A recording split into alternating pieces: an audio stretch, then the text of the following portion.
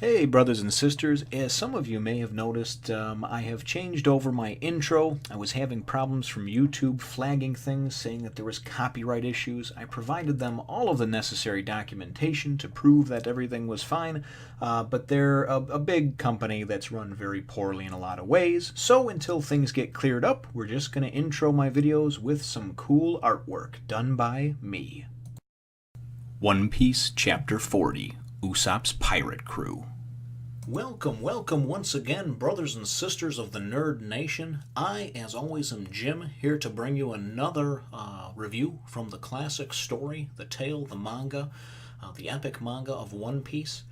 And ultimately, we had a few, I don't know, probably about a half a dozen pretty action-packed chapters.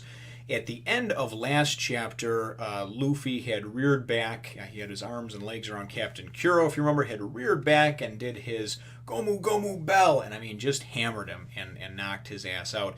And we're presumed Django to be knocked out, unconscious, dead, whatever the case may be, because Usopp did use his exploding stars technique on him.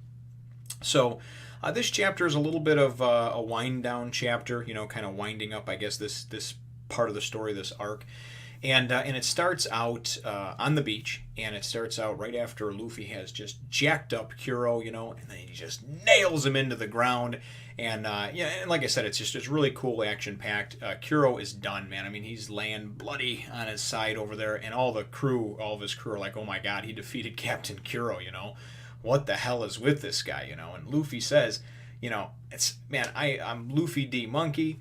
Or Monkey D. Luffy, sorry, talking backwards today. I'm going to be the king of the pirates, and and he goes on with his spiel, and everybody's just kind of like, what is he, out of his mind, So Luffy goes and grabs Kuro, and I mean, just fucking shot put tosses him at the crew, that's still alive and standing, and most were beaten up, wounded, and just poof, knocks a bunch of them over like bowling pins, and he says, take your guy, or take this piece of trash and get the hell out of here and don't ever come back, and he's basically telling him, I'm going to allow you to live, but don't ever let me cross you again. And this is probably what helps to start build the legend of Monkey D. Luffy as this great pirate, because these guys are certainly going to have a tale to tell, right? So they're going and scampering up the ship and getting off, climbing up to getting ready to cast off.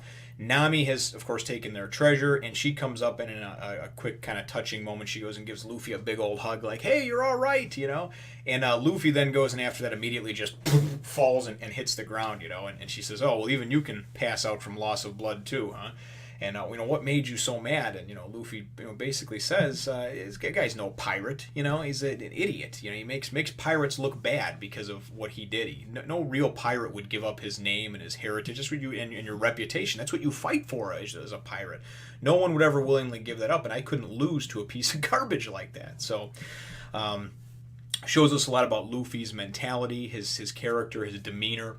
And then we go to the woods over there, and we see Zoro, and he's wrapping up. He's got some blood dripping from his arm, and he's wrapping it up and and tying it off, and then it goes and it flashes to a picture of Django, and he's just laid the fuck out, and so he's laid out, he's knocked out or dead, presumed to be beaten is what it is for sure.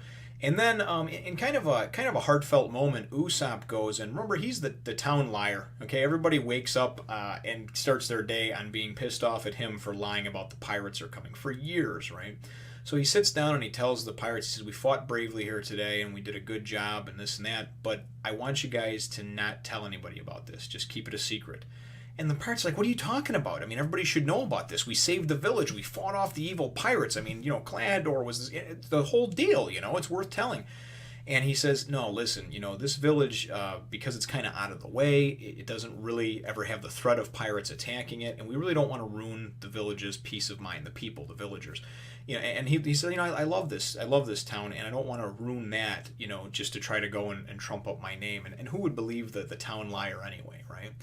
So even Kaya's kind of taken aback, and she's like, but Usopp, you're so brave and everything that happened. And he says, listen, I would really appreciate it if you could do this for me. Could you please keep this a secret, forever until the day you die?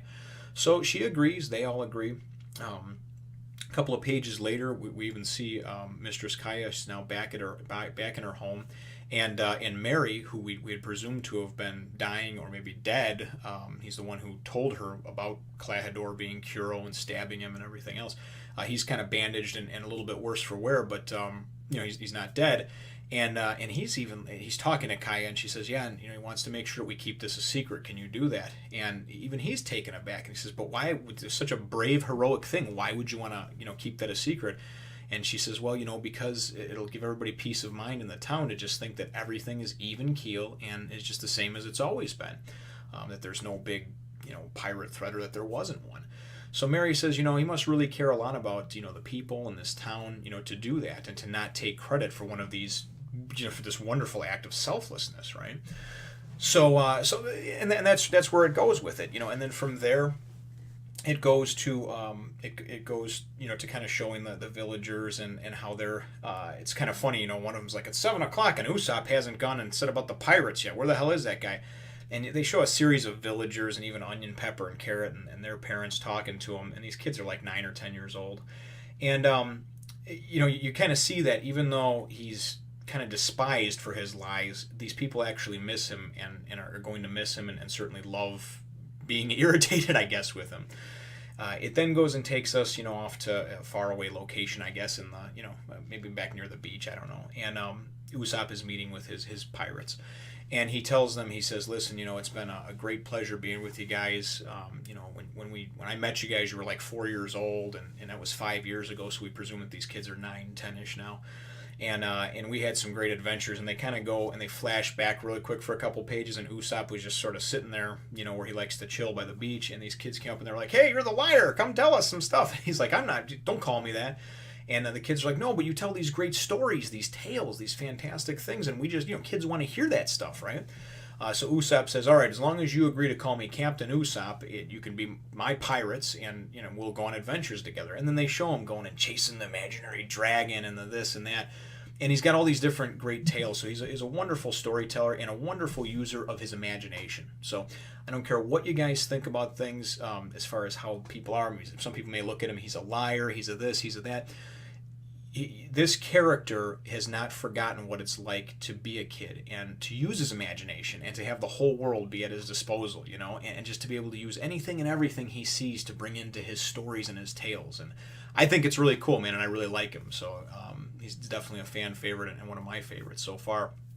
So he goes and then he goes and basically says, hey, listen, guys, as of right now, I'm leaving. I'm leaving tomorrow. I'm going to go off to be a great pirate and kind of explore my heritage, make a name for myself, and I'm leaving alone.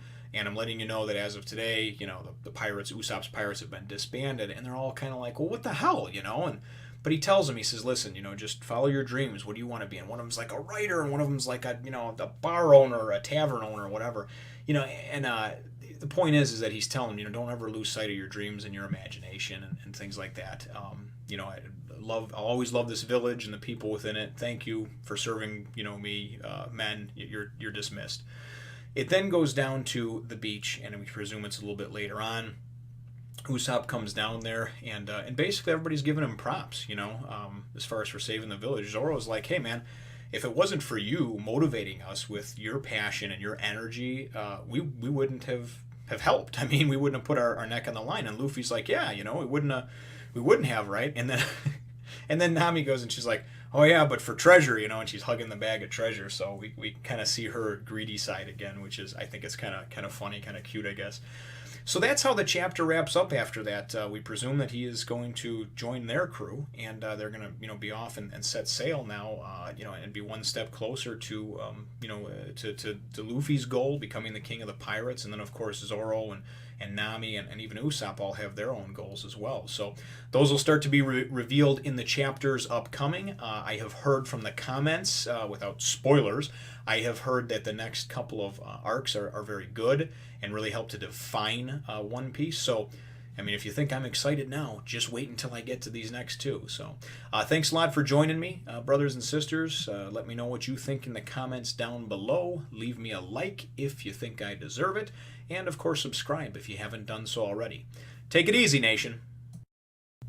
As always, thank you for watching, brothers and sisters. Be sure to subscribe and take a look at some of my other videos. Thanks. See you next time, nation.